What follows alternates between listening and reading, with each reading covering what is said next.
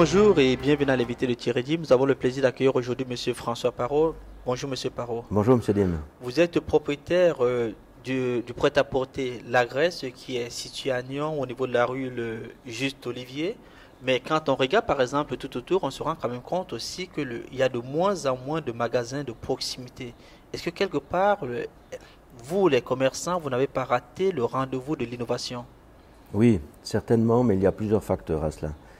J'en vois le premier, c'est peut-être l'immobilisme par certains commerçants qui n'ont pas su réagir par des petites collections innovantes, des petites réfections de magasins, s'allier peut-être avec des créateurs, même locaux, ça suffirait.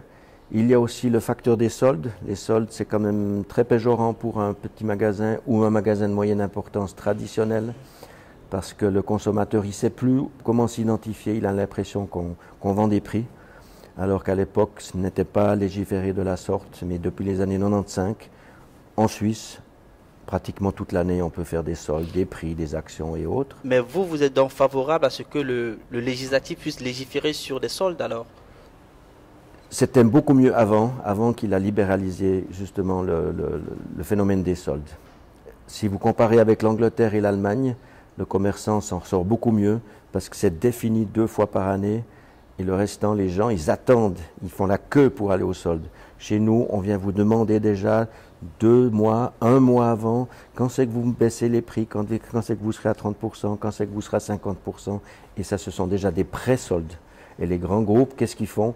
Ils font déjà toujours des soldes 1, 2 mois avant, ça dépend des conditions météorologiques qu'on a eues, ça dépend si le climat au niveau émotionnel était bon, au niveau politique, au niveau de la sinistrose, des fois trop décriée dans les journaux. Tout ça crée une ambiance, il y a un pouvoir d'achat, une envie d'acheter, une envie de se faire plaisir. Alors, pour vous, à qui la faute? Aux commerçants ou aux politiques? Alors, le commerçant, de toute évidence, parce que certains commerçants viennent vieillissants.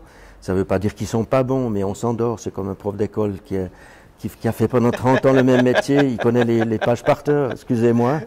Donc, il peut être moins stimulé. Mais le politique est pour certains, pour une grande cause, excusez-moi, parce que vous pouvez avoir beaucoup d'exemples où le centre des villes maintenant se meurt, il n'y a plus de diversification du nombre de commerces, pas du nombre de commerçants, mais d'attractivité de différents commerces.